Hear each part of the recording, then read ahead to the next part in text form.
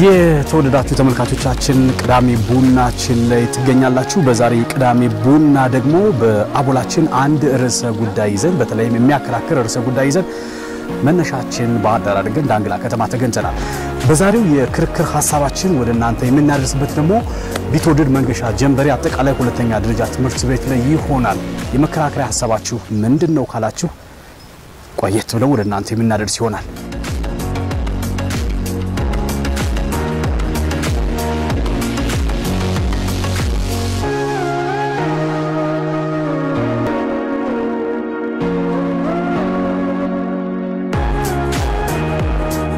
ስሜት ትምህርት ላምስክን ይባላል።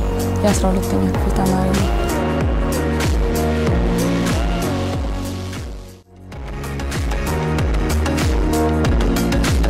ስሜ ዮሴፍ አበረ ይባላል። በዳንግላ ቢትወደድ መንገሻ ትምህርት ቤት የ12ኛ ክፍል ተማሪ ነኝ። ስሜ ዮሴፍ ይታየው ይባላል። አሁን ያለሁበት የ12ኛ ክፍል ተማሪ ነኝ።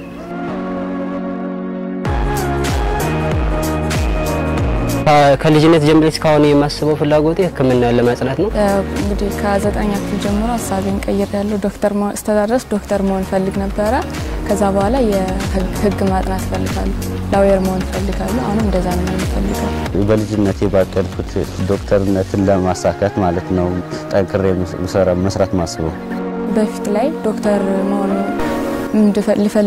እንድፈልገው የሚያደርገኝ ነገር የነበረው ቤተሰብም ጎበዝ ስትሆን ያው ጎበዝ ሰው ዶክተር ነው የሚሆነው አይነት ነገር እና ከጓደኞቼም ጠቅላላ ጎበዝ ናቸውና ጎበዞች ዶክተር መሆን ነው የሚፈልጉ ምናምን ይላሉ። በዛ ተነስቼ ዶክተር መሆን ፈልጋለሁ እላለሁ።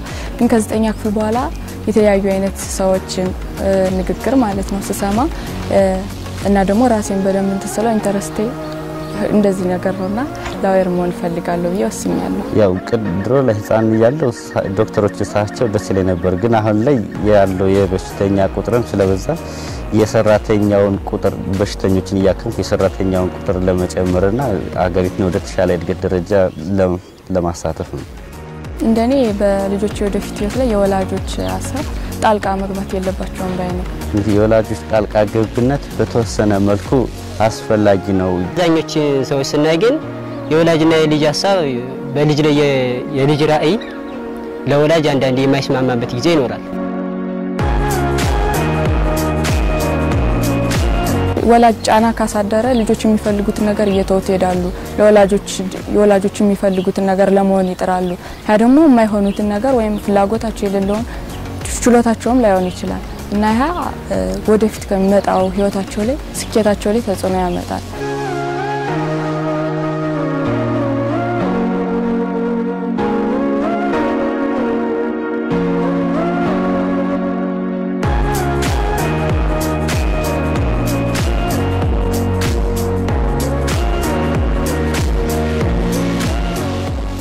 የተወደዳችሁ ተመልካቾቻችን ቅዳሜ አቦላችን ላይ ነው የምንገኘው።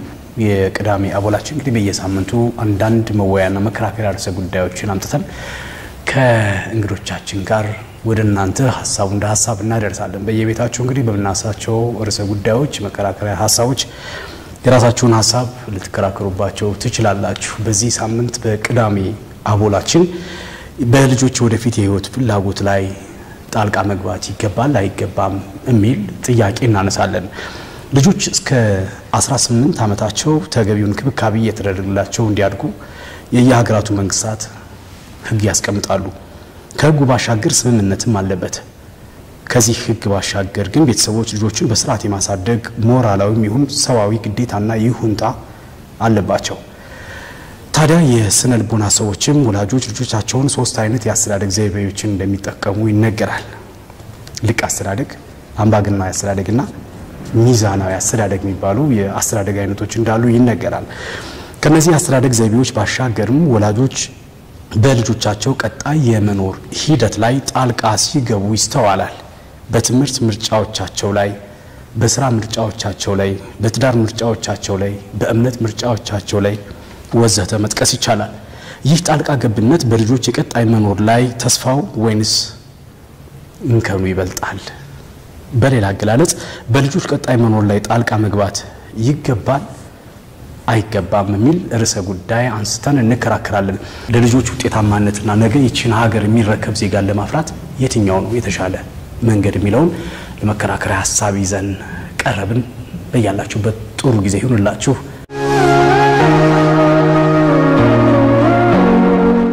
ምናልባት አሁን በቀረበው ርዕሰ ጉዳይ ላይ እኔ የሚያስማማኝ ነገር ምንድነው በልጆች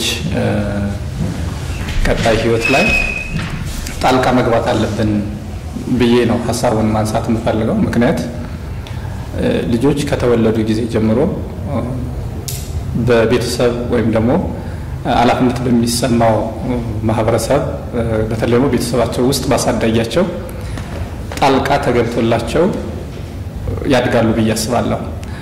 ጣልቃ ተገብቶባቸው ወይም ተገብቶላቸው የሚያድጉ ህፃናት የሚያድጉ ልጆች መጨረሻው የትኛው ምዕራፍ ላይ እስከሚደርሱ ድረስ በውስጣቸው እስካለን ድረስ ጣልቃ እየገባን ማስተካከል ያለብንን ነገር ማስተካከል አለብን ብዬ አስባለሁ። ምናልባት ደግሞ እነሱ በ18 ዓመት ከሞላቸው በኋላ የሚወስኑት ውሳኔ ይኖራቸዋል። ያ የሚወስኑት ውሳኔ የኛ ጣልቃ ገብነት የመጀመሪያው ቤንችማርክ አለው ብዬ ስለማስብ በልጆቻችን ላይ ጣልቃ ብንገባ ጣልቃ ገብተን የምናስተካክለው ህይወታቸው የተሻለ ምዕራፍ የተሻለ መንገድ ይኖራል ብዬ ስለማስብ ማለት ነው። ከእናንተ ጋር እንደ ጣልቃ መግባት አያስፈልግም የሚል ሐሳብ የምታንጸባርቁትና እንደዚህ ያላችሁበት ምክንያት? እንግዲህ እኔ የምደግፈው ሐሳብ በልጆች የህይወት ፍላጎት ላይ ወላጆች ጣልቃ መግባት የለባቸው የሚለውን እደግፈዋል። ለምን ቢባል የቤተሰብ ሁኔታ ይወስነዋል።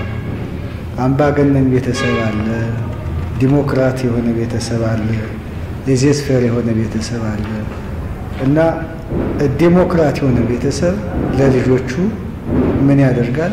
ሳይንሳዊ የሆነውን ነገር ያሳያል። በሚያሳይበት ጊዜ ልጆቹ ከዚህኛው ይሄ ይሻላል የሚለውን የራሳቸው ሚዛናዊ ነገሮች ይወስዳሉ እንጂ ይሄን አታርግ ይሄን አርግ በምንልበት ጊዜ አምባገነን የሆነ ተስንል እልክ ይገባሉ። እንደምታው ያላቸውን ነገር አታድርጉ ያላቸውን ነገር ሲሰሩ ነው የምናገኛቸው። ነገር ግን እኛ እንዲህ ያለው ነገር ይሄ ነው እንዲህ ያለው ነገር እንዲህ ነው ካልናቸው በኋላ ይሄን አታርግ ሳንል ከተውናቸው ምርጫቸውን ራሳቸው ይወስኑ የተሻለ ነው የሚል አቋም ነው ያለው። በልጆች አስተዳደግ ላይ የቤተሰብ ጣልቃ ገብነት ያስፈልጋል ከሚለው ሐሳብ ጋር ነው የምስማማው። እንግዲህ ልጆች እንዲሁ በቃ ያለ መከልከል ከህፃንነታቸው ጀምሮ ራሳቸውን ችለው 18 ዓመት እስከሚሞላቸው ባለው ጊዜ ውስጥ ከፍተኛ የሆነ ድጋፍ ያስፈልጋቸዋል። ስለዚህ ልጆቹ እንዳትከልት ስለሆኑ ጣልቃ እየገባን በደንብ ደረጃ በደረጃ ማሳደግ መቻል አለብን። እንደዛ ካልሆኑ ልጆቹ መንገድ ይስታሉ የሚል ሐሳብ ነው የሚያቀርቡትና የራስዎን ሐሳብ ጨምሮ ከዛ በኋላ በተነሱት ሐሳቦች ያው ልብ ብላችኋል ብዬ አስባለሁ። ጥያቄዎች ማንሳት ትፈልጉት ሰው ማንሳት ይችላል። ጋሽ ጥሩ ነው። ከልጆች ላይ ወላጆች ጣልቃ መግባት የለባቸውም በሚለውን ሐሳብ በመደገፍ ነው አስተያየት የሚሰጠው። ወላጅ ምን ጊዜም ቢሆን የልጆቹ ትልቅ ደረጃ እንዲደርሱላቸው ይፈልጋሉ። ነገር ግን ያን ፍላጎት ለማሳካት ትናንት ወላጅ በሄደበት መንገድ እንዲሄድ አስገድዶ በዛው መንገድ ሂድ ብሎ ማስገደድ ልጆቻቸውን ውጤታማ አያደርግ። ስለዚህ በ18 ዓመት ደረጃ ላይ ያሉ ወጣቶች ሙሉ ሰው ማለት ናቸው። ስለዚህ ማንኛውም ነገር ራሳቸው መጀመሪያ ልጆቹ ራሳቸውን ፈልገው ማግኘት አለባቸው። ራሳቸውን ፈልገው ያገኙት ወጣቶች በፈለጉት መንገድ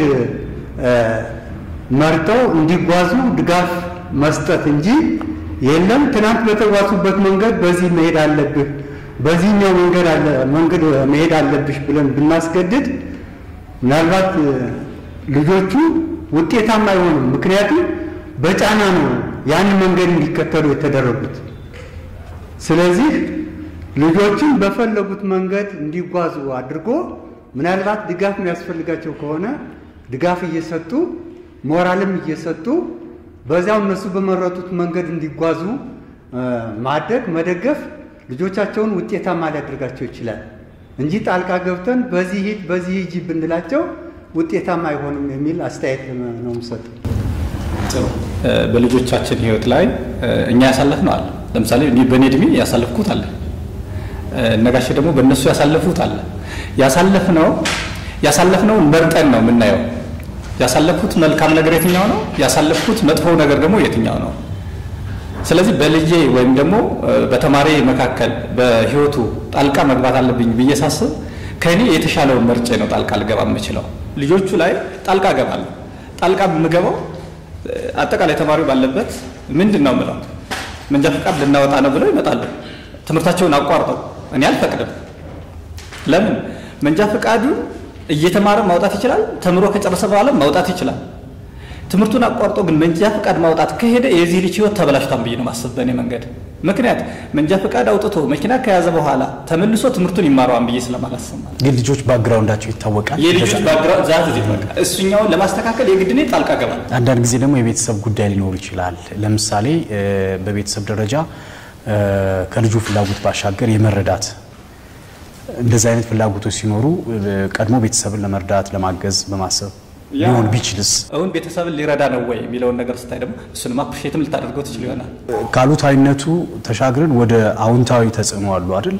የልጁ ቅድም ምናልባት ነጋሽ ሊያነሱት ይችላሉና እንዳልገባብህ እንጂ አዎንታዊ ተጽዕኖዎች አሉ። በልጁ የህይወት ቀጣይ ህይወት እንትን ላይ ጣልቃ ይገባሉና ልጆቹ ከሚፈልጉት ዓለም ወደ ማይፈልጉት ዓለም ከሚፈልጉት የህይወት መስመር ወደ ሌላኛው የማስቀየር ነገር ይናል። ይሄ ግን በግዴታ ላይ ሆነ ይችላል። አንዳንድ ጊዜ አዎንታዊ ተጽዕኖ የሚባሉ ነገሮች በልጆቻቸው አእምሮ ላይ ሊያድር ይችላል። በኋላ ሐሳብ ልጆች ራሳቸውን ነው ፈልገው ማግኘት ያለባቸው።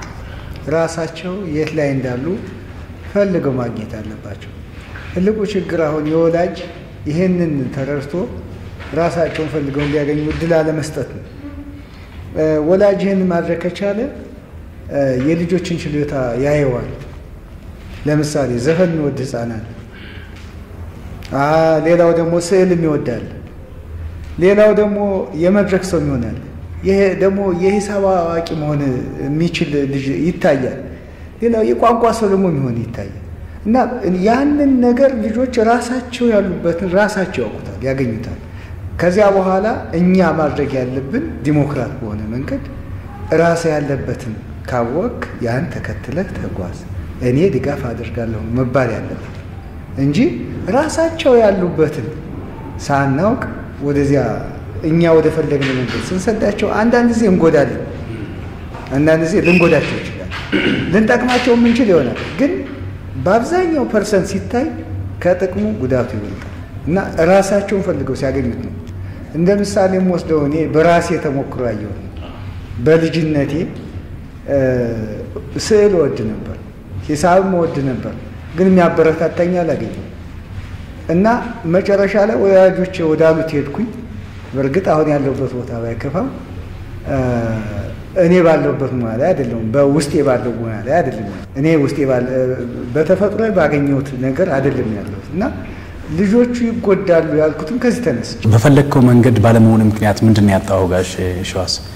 ለምሳሌ ያህል እኔ አሁን መሆን ፈልጌ የነበረው ከፍተኛ የሆነ ዩኒቨርሲቲ ውስጥ ገብቼ የሆነ የምርምር ሰው መሆን ነበር የምፈልግ። ለዚያ ግን ሊያበቃኝ የሚችል ምንድን ነው? ከልጅነቴ ጀምሮ የምፈልጋቸው ነገር ቢሟሉልኝ ኖሮና እኔን ወደዚህ አፕሪሺየት የሚያደርግ ቢኖር ኖሮ እዚያው ሆነ ነበር። ይሄ ነው እዚህ ጋር ያዝልኝና ይሄ ነው አሁን ጋሽ ሸዋስ እሰጣለሁ። ግን አንድ እቺ መስመር እንዳትረሳ ቢፈልጌ ነው። ይሄን መስመር ነው አሁን እያወራሁት ያለሁት። እኛ እዚህ ጋር ጣልቃ መግባት አለብን የምንለው መርጠን ጋሽ ሸዋስ የፈለገው መስመር የሚያሳየው ሰው ስላልነበረ እንጂ የሚያሳየው ሰው ቢኖር ኖሮ ጋሽ ሸዋስ እዛ ፖይንት ላይ መድረስ ይችላል ነበር። ግን እኔ ደርሳለሁ ብሎ አሰበ። ራሱን በራሱ አየ። ቅድም እንደተባለው ራስን ፈልጎ ማግኘት የሚለው ጋር ሰራሁ ነው የሚለው ጋሽ ሸዋስ እኮ። የት ጋር ራስ ጋሽ ሸዋስ እያወራ ያለው ልጆች ራሳቸውን ፈልገው ማግኘት አለባቸው። የት ጋር ይፈልጉት? ጋሽ ሸዋስ ራሱን ፈልጎ አገኘው። የት ጋር? ባልፈለገው መስመር መጥቶ ካልፈለገው ቦታ ላይ ተገኝቷል። ምናልባት ግን ጋሽ ሸዋስ በፈለገው መስመር ላይ ትንሽም ጣልቃ ገብቶ ሊያግዘው የሚችል ሰው ቢኖር ኖሮ ጋሽ ሸዋስ ቢፈልገውን አገኘ ብለን እናስብ ነበር ነው። ምንድነው ያስቀመጠበት? ምናልባት ይሄ የእሱን ፍላጎት ሊያሟላ የሚችለው መስመር ሊያሳየው የሚገባ ከሱ ፊት ያለ የሆነ ሰው ያስፈልጋል ባይነኝ። የልጆች አስተዳደግ አሁን ዝም ብሎ ያለ ጣልቃ ገብነት ልቅ ይሁኑ ብለብንታቸው ያለው ነባራዊ ሁኔታ ከአካባቢያቸው ከትምህርት ቤታቸው ከምንም ያለውን ነገሮች ሁሉ መጥፎ ከሆነ ወደ መጥፎ ይሄዳል። እንደፈለገ እሱ በፈለገው ነገር ይሄድ ከተባለ ቅድም የተባለው ነገር ይመጣል። ዝም ብሎ ምንም ሳይሆን ምን ሳይሆን ሹፌር መሆን ነው ሀብታም የሚያደርግ ወይም ደግሞ የሚያኖር ብሎ ምንም እውቀት ሳይኖረው ሹፌር ሆናለሁ ቢል ምናልባት አሁን የመጣ ነው እንጂ ፊደል ሳይቆጥርም ወደዛ ሊሆን ይችላል። ግን ያ ልጅ ገዛ ቢደረግለት እውቀት ከያዘ በኋላ ነገ ያንን ያገኘዋል። ቅድም ጓደኛዬ እንደተናገረው ነገ አያጣው። ያ ካልሆነ ግን በልቅነት የትም በራሱን ፈልጎ ያገኛል የሚለው ከጥቅሙ ይልቅ ጉዳቱ ያመዝናል። ከዚህ ላይ እስኪ ጥያቄ ነው እንግዲህ አቶ የሸዋስን እንደ ምሳሌ አድርገን እናንሳው። ስለዚህ አሁን አቶ የሸዋስ በልጅነቱ ሳሊ ወይም ተማራማሪ መሆን ይፈልግ ነበር። ግን የወላጆቹ ፍላጎት ሌላ ነገር እንዲሆን ፈለጉና ምናልባት ማገስ ሲገባቸው አንተ መሆን ያለብህ ይህንን ነው ብሎ በጣልቃ ገብቶ መምህር እንዲሆን አደረጉ። ስለዚህ ማንም ሰው መሆን በሚችለው መንገድ መጓዝ ችሏል። ራሱን ፈልጎ እኔ ተመራማሪ ነው መሆን የምችለው ብሎ ራሱን ፈልጎ አግኝቷል። እዚህም ተመራምሮ ያገኛቸው በርካታ ነገሮች አሉ። ግን በተጽዕኖ ምክንያት ጎልቶ ስራው ወደ ዩኒቨርሲቲም ገብቶ ሌሎች በአገር አቀፍ ደረጃ ሊረዱ ሊያግዙ የሚችሉ ነገሮችን በምርምር ሊፈጥር አልቻለም። ስለዚህ ከዚህ ከታች ሆኖ ነው የቀረው። ስለዚህ ተጽዕኖ ወላጆች ካለበት የጋሽ የሸዋስ ጋር ጣልቃ ስንገባም ባይዘው ወይ መንገም ትይዝልኝ ጣልቃ ስንገባ ልጁን ሳይግባባ አይደለም መግባት ያለብኝ። የጋሽ የሸዋስ ፍላጎት አንድ መስመር ነበረው። ጋሽ የሸዋስ ቢጠየቅ በዛ ሰዓት የሚያስቀምጠው ነገር አለ። ከዚህ ተነስተን አንተ ጣልቃ ልትገባለት የሚገባው ፖዚቲቭ መስመሩን ተከትለን ጣልቃ መግባት አለብን ያልኩ የልጆችን ፍላጎት ተከትለን የልጆች ፍላጎት ደግሞ በተሻለ መስመር እንዲሄድ ጣልቃ የኛም ገብተን የግድ ማስተካከል ተጠቅብናል። እኔ ምናልባት ጋሽ የሸዋስም አንዳንድ ሰዎች ባክ ነው ቅድም ጋሽ የሸዋስ አይነት ማለት እንደ ባከነ ነው ራሱ የሚቆጥሩ አሁን ማለት ይሄንን ምሳሌ አመጣው ለዛ ይመስለኛል ጣልቃ በመገባቱ ምክንያት እና ብዙ ሰዎች ሁለት ስራ ሲሰሩ እናያቸዋለን አይደል ውጭ ላይ አንዱ መድማት አልቻለም ግን መካከል 50-50 ሆኖ ነው የሚሄዱት። ምክንያቱም በወላጆቻቸው ተጽዕኖ ምክንያት ይዘውት የሚቀጥሉ አለ ከዛ ደግሞ የራሳቸው ስሜት አለ ሁለቱን ይዘው ይሄዳሉ። ስለዚህ እንዴ ጉልበታችንን አቅማችንን በከንቱ እንድናባክን አያደርግም ብላችሁ ታስባላችሁ? ያው አሁን መንገድም ወደኛ ያመጣ ነው ይመስለኛል። እነሱ ነጋሽም ጋር እንግባባለን ብዬ አስባለሁ። ለምን መሰላችሁ? የሚያግባባን ነገር ለምሳሌ እንዳልከው ሁለት ብቻ አይደለም 2 እና 3 እዛ በላይ የሚሞክር ሰው አለ። ለምሳሌ እኔ 2-3 ምናምን ነገር ነው የምሞክረው። የራሴን ነው የማወራው። መምህር ሆኜ መስራት እፈልጋለሁ፣ ፍላጎቱ አለኝ። በስፖርቱ ዓለም መጓዝ እፈልጋለሁ፣ ፍላጎቱ አለኝ። በስፖርቱ ዓለም በተለያየ መንገድ ላይ ሌላም አይነት ፍላጎት አለኝ። ያን ፍላጎት ግን ሊያስይዝህ የሚገባ ሰው ግን ያስፈልጋል። ገብቷል አይደል? ሰው የሆነ ቦታ ላይ ያስፈልገኛል ካልክ ጣልቃ ገብቶ ሊያስተካክል የሚችል አይነት ሰው ያስፈልጋል። ስለዚህ በልጆች ህይወት ላይ ወሳኝ የሆነ ሰው ያስፈልጋል። ወሳኝ የሆነ መስመር የሚያሳይ ሰው ያስፈልጋል። መልካም። ስለዚህ እናንተ ራሳችሁን ፈልገው ያገኙ ዘንድ ልጆችን መተው አለብን በሚለው አትደግፉ። ጋሽ የሸዋስ እነሱን ራሳቸውን ፈልገው ማግኘት አለባቸው ብላችሁ ነው እየተከራከርን ያለ ነው። በርካታ ሰዎችም ውጤታማ የሆኑ ሰዎች አሉ ራሳቸው አፈንጋጭ ናቸው ሲባሉ ግን ሀገር የሚሰሩ ሰዎችን አግኝተናል። ነገር ግን እንደ ማህበረሰባችን ያው ችግር ስላለበት ነው የነርስ ጉዳይ ያነሳውትና አንድ ተማሪ 10ኛ ክፍል አቋርጦ አይ ውትድርና መሄድ ፈልጋለሁ ወይ ሚሊተሪ ሳይንስ ውስጥ መግባት ፈልጋለሁ ቢል ወላጁ ስለዚህ አንተ ፍላጎት ነው ብሎ ሊተው ይችላል። እዚህ ላይ ማየት የሚገባን ነገር አለ። አሁን ያለንበት ቦታ የመሪነት ቦታ ነው። መሪ ቦታ ላይ ሆነን ስንነጋገር መነጋገር ያለብን ሪያል ከሆነው ተነስተን እና ልጆች ይህን ቢሮ ላይ መጥተው አንዳንድ ሀሳቦች ያመጣሉ። የሚያመጡበት ሰዓት እኔ ቅድም እንዳልኩት ወደ ራሳቸው ነው የሚመለሰው። ከልብህ ነው ወይ አስበህበት ነው ወይ ይጠቅመኛል ብለህ ነው ወይ ብዬ ጠይቀዋለሁ። አዎ ካለኝ ክርክር የለም። ምን ታደርጋለህ? የእሱን ፍላጎት ማሟላት ይሄን እውነተኛ የእሱ የውስጥ ፍላጎት መሆኑን ከሌላ ሰው ያልተገፋ መሆኑን ካመንኩና የራሱ ፍላጎት ነው ካገኘሁት ቅድም እንዳልኩት ራሱን ፈልጎ አግኝቶት ሊሆን ይችላል ብዬ ስለማመን ኦኬ እኔ የምለው እንደዚህ ነው። አሁን ወደኛ ሀሳብ እየወጣ ነው። ኢንተርቪው የሚያደርግ ሰው ያስፈልጋል ነው አብረን እንድታሳት ቆይ አድምጠኝ አሁን ውትድርና ምን ነኝ ብሎ ሲመጣ ኖ ውትድርና ወይ ትሞታለህ አትሄድ በዚህ ዕድሜ ልትለው ትችላለህ። ጠለቃ ገባ ማለት ነው። እኔ እንደዚህ አይደለም ወደ የኛ ሀሳብ እሱ የእናንተ ሀሳብ የኛ ሀሳብ አሁን ወደኛ እየመጣ ነው። የራሱ ሀሳብ ነው ወይ የራሱ ሀሳብ ነው ወይ ከውስጥ የመነጨ ነው ወይ? ለሰምታ አልሰጠውም እኮ ነው እሰጣለሁ። ያንተ ግን የሆነ ፊሊንግ ተሰምቷል። ምን ተሰማህ? ለምሳሌ ልጁ ይህን ጥያቄ ሲያቀርብልህ ሴቷ ደግሞ የሆነ ቦታ መሄድ ፈልጋለሁ ስትልህ ውስጥ የሆነ ነገር ተሰምቷል። ምን አይነት ስሜት ተሰማ? የመርዳት ወይም ጣልቃ የመግባት ስሜት ተሰምቷል? ያ ግን ፖዚቲቭ ወይ ነው? በነገራችን ላይ ተመልካቾቻችንም ሚሊተሪ ሳይንስ በራሱ አንድ ሳይንስ ነው፣ ትልቅ ሙያ ነው። እንደ ምሳሌ ግን ማህበረሰባችን ጋር ያለውን እንደ አንድ ነጥብ አነሳ ነው እንጂ አዎ የቴክኒክና ሙያ ገብቼ የእንጨት ስራ ነው የምሰራ የሚለውን ስራውን ቢሰራ ብዙ ሰው ፍቃደኛ ነው አይደለም የሚለው በራሱ አንድ አለና ለተመልካች ለመንገር ፈልጌ ነው። እሺ ጋሽ ወላጅ እርግጥ አሁን በራሱ በወላጅነቱ ሲያስብ ለውትድርና ሊሄድ ቢል ቀጥታው ወታደር የሆነ ሁሉ ከሰዓቱ ሂዶ እንደሚቀቀል እንደሚሞትበት ሊያስብ ይችላል። ስለዚህ ላይፈቅድለት ይችላል። ይሄ ልጅ ግን ከልጅነቱ ጀምሮ ወታደር መሆን የሚፈልግ ከሆነ በዚያ እድሜ ደረጃ ሲደርስና መንግስት የሚፈልገው ሲሰማ ልሂድ ብሎ መሄድ ነኝ ብሎ ቢጠይቅ ወላጅም አትሄድም ብሎ ቢያስቀረው ሊሄድ ይችላል።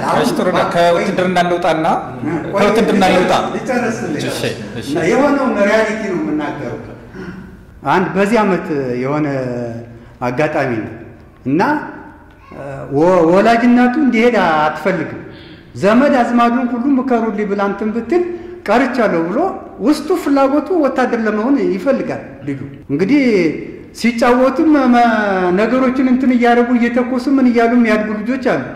ያ በውስጡ አድጓል እና ያ ልጅ ውትድርና ለመሄድ እንደፈለገ ጭምጭምታ ወደ እናቱ ትሰማለች። ብትጠይቀው አልሄድም እየተማርኩኝ ነው ምናምን እያለ ቆይ መጨረሻ ላይ ለምንድን ነው የምትሄድ ብላ በዘመድ አዝማድ ብትጠይቀው አልሄድም ዝም ብለው ነው የሚያስወሩብኝ ምናምን ብሎ እንትን አለ። ውስጣዊ ፍላጎት ስላለ ምልምሎች በሚሄዱበት ጊዜ ዝም ብሎ እናቱ እየፈለገች ከመንገድ ላይ አስቁሞ በቃ አባይ ከተሻገረ በኋላ ደውሎ ሄጃለሁ እንትን አደረጋት። ስለዚህ ውስጣዊ ፍላጎትን በተጽዕኖ ማስቀረት አይቻልም። መሆን የፈለጉት መሆን ይችላል ማለት አሁን እኮ እያልን ያለው የልጆች አስተዳደግ ጣልቃ መግባት ማለት ማስተካከል ነው። ውትድርና መነ ሲል ፍላጎቱን ገተን አስቀረ ነው የሚለው ነገር የልጁን ፍላጎት አስተዋጎል ነው ማለት ብያል ወስዶ ምን ከዚህ እስኪ እንውጣ። አንድ ምሳሌ ልንገራቸው። በልጅነቴ 6ኛ ክፍል ሳለሁ አንድ ጓደኛ ነበረ። በአጋጣሚ ከኔ ጋር በጣም እንዋደድ ነበር። እድሜያችን መኩያ ነን። ግን የሚገርመው ነገር የኔና የሱ ተቀራራቢ ፍላጎት አለን። እሱ ስዕል በጣም ይወድ ነበር። የኔ አባትም ስዕል ይወድ ነበር። ግን በአብዛኛው የሚገርመው ያው እኔ ተሎ ማጣቴ ነው፣ አባቴን ተሎ ማጣቴ ነው። እሱ ግን አባቱ ቆይተውለታል እና ስዕል ሲወድ አባቱ በቃ እሱን በደንብ ይደግፉት ነበር። የሚገርመው ነገር በዚያ እድሜው 6ኛ ክፍል ሆኖ የሰው ፎቶግራፍ ያነሳ ነው። 6ኛ ክፍል ነው። በአሁኑ ሰዓት 6ኛ ክፍል የሰው ፎቶግራፍ የሚያነሳ አለ ወይ? እስቲ ፈልጉ። አሁን ያ ልጅ እንደዚያ የሆነ ችሎታውን አሳደገው ከህፃንነቱ። በዚህ እኔ ከሱ ጋር ጓደኛ በመሆኔ ስዕል ማሳደግ ማሳነስ የምችለው ከ6ኛ ክፍል ጀምሮ ከሱ ጓደኛ በመሆኔ። የሚገርመው ነገር ያ ልጅ አሁን ወደ ዩኒቨርሲቲ የማለፍ እድል አጋጠመውና አርኪቴክቸር ሆኖ አሁን አዲስ አበባ ውስጥ መልካም ኑሮ ይኖራል። ግን አባቱ እንደዚያ ባይደግፉት እሱ የውስጡን ነገር ባይደግፉት ኖሮ እሱ ማውጦ ባይናገር ኖሮ ያ ልጅ እዚያ አይደርስም ነበር። እና እኔ አሁን ምንድነው ይሄን ልል የቻልኩት እኔን በልጅነቴ አባቴ ያው ቶሎ በማጣቴ ነው የኔ ችግር ወደ ኋላ ሊሆን ይችላል እንጂ እሱን አባቴን ቶሎ ባላጣው ኖሮ እርግጠኛ ነኝ የኔን ፍላጎት ፈልጌ እንዳገኘሁት ኋላ እኮ ፈልጌ አግኝቼዋለሁ የራሴን ፍላጎት ኋላ ትልቅ ስለዚህ ገዛ ያስፈልገኛል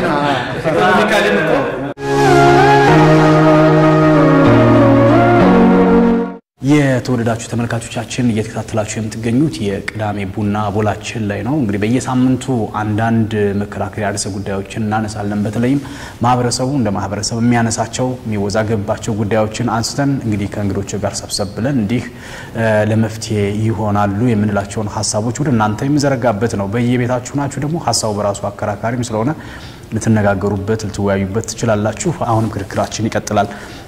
እነስራዬ እንግዲህ ጣልቃ መግባት ይገባል በልጆች ህይወት ላይ በተማሪዎች ህይወት ላይ ብላችሁ ነው እየተከራከራችሁ ያላችሁትና ያመጡ በዩኒቨርሲቲዎቻችን በርካታ ተማሪዎች ይመረቃሉ።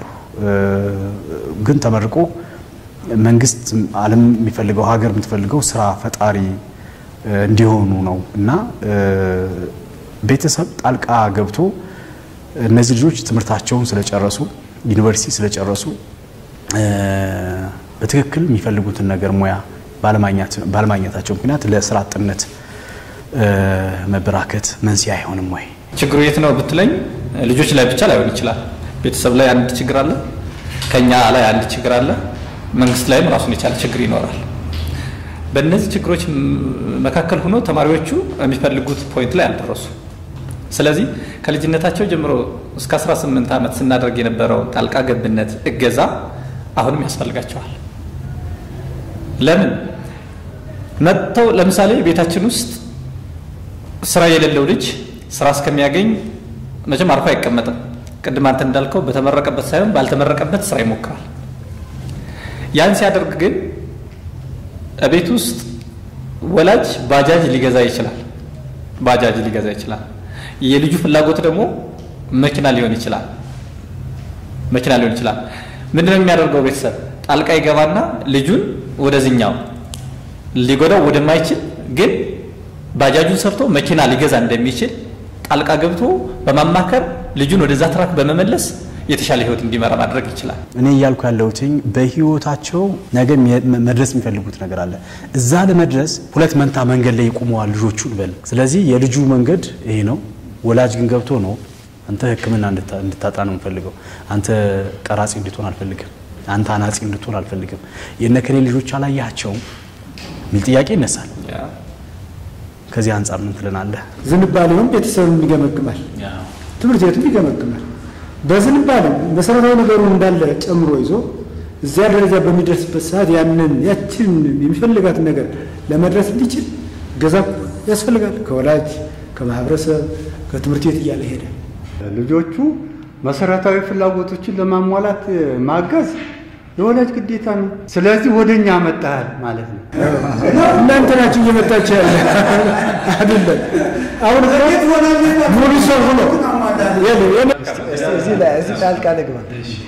አሁን ሁላችንም እዚህ ያለን ያው በመምህርነት ሙያ ያለፍን ልጆች 10ኛ ክፍል እንደጨረሱ እስከ 10ኛ ክፍል ድረስ ሁሉንም ትምህርት ይማራሉ።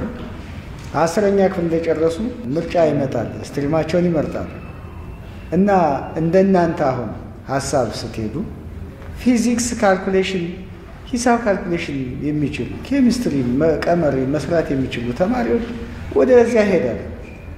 ደግሞ ጂኦግራፊ ካርታ በጣም ፍላጎት ያላቸው ጂኦግራፊ ላይ ታሪክ ላይ ደግሞ ፍላጎት ያላቸው ወደዚህ ይሄዳሉ።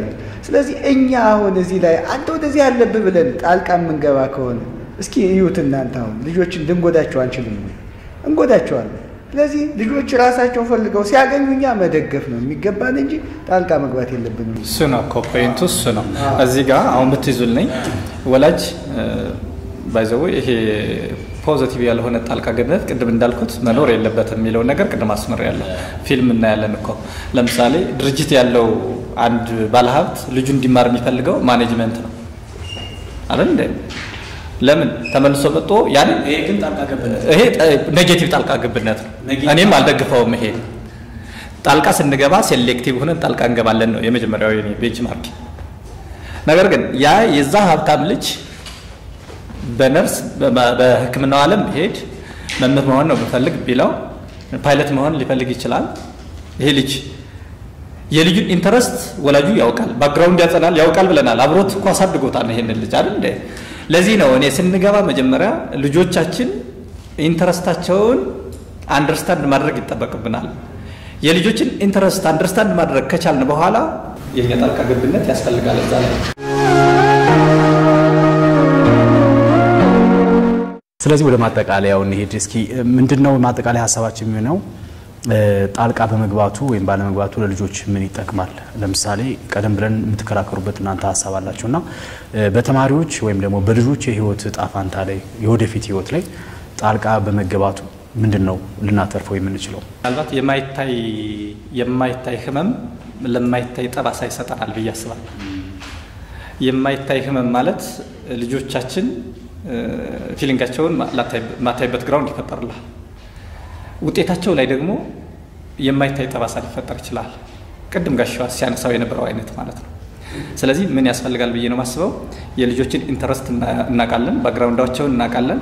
መጨረሻቸው ላይ በያዙት በተሻለው መስመር እንዲጓዙ ስናደርግ ቅድም እንዳልነው አገርና ሰውን አመጣጥነን ወይም ሰው ማለት ሀገር ነው፣ ሀገር ማለት ሰው ነው የሚለውን ነገር ቤንችማርኩ የመጨረሻ ውጤት እንዲኖረው ማድረግ የምንችልበት ወላጆች ፖዚቲቭ የሆነ ጣልቃ ገብነት እንዲኖር ሲያደርጉ ብቻ ነው። እናመሰግናለን። ነጋሽ ጥሩነህና ጋሽ ሸዋስ ልጆች ራሳቸውን ፈልገው እስኪያገኙ ድረስ እኛ እንደ ወላጅ እንዳሳዳጊ መንከባከብ ይጠበቅብናል።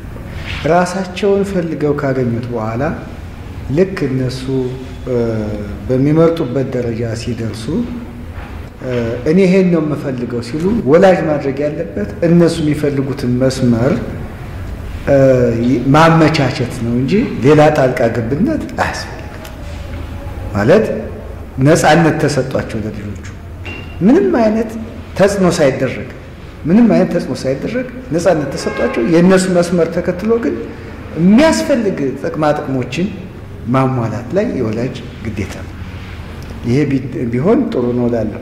ለዚህ መነሻ የሚሆነኝ እኔ ብዙ የማያቸው ነገሮች ስላሉ አንዳንድ ጊዜ በቤተሰብ ተጽዕኖ የሚመጡ ልጆች ሄደው መጨረሻ ላይ ራሳቸውን ሲያገኙት በቃ ሁሉን ነገር ጥለውት ቁጭ ነው መሆን እንዲህ አድርጋችሁኛል፣ ያለ እድሜ እንዲህ አድርጋችሁ ተጫውታችሁብኛል ብለው ወላጆችን ወቅሶ እሰማለሁ። ስለዚህ ምን ጊዜም ቢሆን የሚሻለው የነሱ ራሳቸውን ፈልገው ካገኙ በኋላ እነሱ የሚያስፈልጋቸውን ማቴሪያል በማቅረብ አስፈላጊውን ኮንዲሽኖች በማመቻቸት በኩል መደገፍ ይገባናል የሚል ነው። እንግዲህ ሀሳብ ይሄ ነው። የተወደዳችሁ ተመልካቾቻችን የቅዳሜ አቦላችን ላይ ነው የምንገኘው። በየሳምንቱ አንዳንድ መከራከሪያ ርዕሰ ጉዳዮችን አንስተን ወደ እናንተ ወደ ተመልካቾቻችን እናደርሳለን። እርግጠኛ ነኝ በየቤታችሁ የሚጠቅሙ ሀሳቦችን እንዳገኛችሁ እምነታችን ነው። ከባህር ዳር መነሻችን አድርገን ዳንግላ ከተማ በተለይም ቢትወደድ መንገሻ ጀንበር አጠቃላይ ሁለተኛ ደረጃ ትምህርት ቤት ተገንተን ከዛው ካሉ መምህራን እንዲሁም በጥሮታ ካሉ ልምድ ካላቸው መምህራን ጋር በጋራ ሆነን በተለይም ደግሞ በልጆች ወደፊት እጣ ፋንታ ላይ ጣልቃ መግባት ይገባል አይገባም የሚል ርዕሰ ጉዳይ አንስተን እንግዲህ ስንከራከር ቆየን። ክርክራችን የተከታተላችሁት ይመስል ነበር። ሳምንት ደግሞ ለየት ያለ ርዕሰ ጉዳይ አንስተን ወደ እናንተ የምናደርስ ነው የሚለው። ያስተናገርኳችሁ መንገሻ አዲሴ ከዚሁ ሰናበታችኋለሁ። ፍቅር አይለየን። ተነስልኝ።